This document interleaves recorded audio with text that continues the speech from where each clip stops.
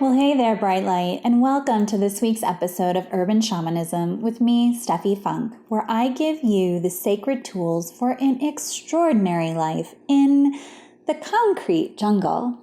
And this week we are in episode 3 of our 12-part video series, The 12 Universal Laws of Divine Purpose, where I am sharing with you universal laws as sure as gravity that you can rely on for both clarifying and manifesting your divine purpose. So you can work with the flow of the universe instead of against it. With that, let's dive right into today's episode, which is the third law of divine purpose. Today, we're going to talk about what that third law is, where you might get stuck, and finally, a weekly inner shaman practice that will allow you to energetically use this law to your advantage. So with that, here's the third law.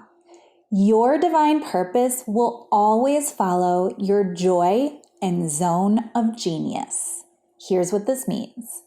You have a very specific combination of gifts, talents, strengths, experiences, desires, and even your messes, because your mess becomes your message, that translate into your medicine for the world, your divine purpose. This combination, your medicine, is also known as your zone of genius.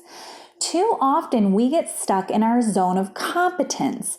Now this is based on the work of Gay Hendricks, I believe. So for example, as a naturopath, I was in my zone of competence.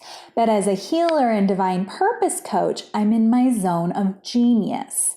Remember my mess, I always angsted over what's my divine purpose, became my message, helping you find yours. But to find my purpose, I had to start listening to my inner joy meter. That thing inside me that tells me if an idea is expansive and joyful or deadening and constricting. I followed my joy meter all the way to this very video I'm making for you right now. But it's easier said than done. And here's where you might get stuck.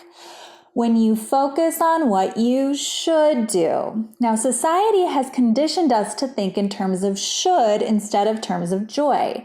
But should will always lead to dead ends and feeling burnt out and totally uninspired. Stop shoulding all over yourself. No more shoulds.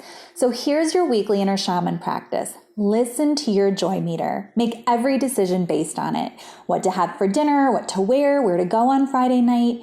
Keep practicing and you will attune to it. And it will always lead you in the direction of your divine purpose where you need to go. But here's the paradox.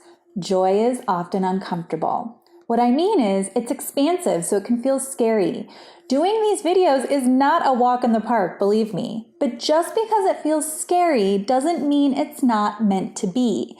So don't let this keep you out of the game. Going back to our last law from last week, it actually means you're exactly where you were meant to be, right? So just stay away from should and practice following your joy meter this week. So here's what you learned today. 1, the third law of divine purpose, which is divine purpose always follows your joy and zone of genius.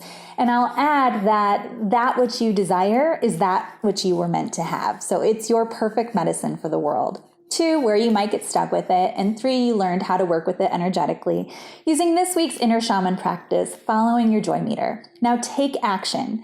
Download your cheat sheet, The 12 Universal Laws of Divine Purpose, at steffifunk.com/divine purpose laws. I've also included the link for you below, so if you don't see it, just let me know and I'll get it to you. Then let me know in the comments.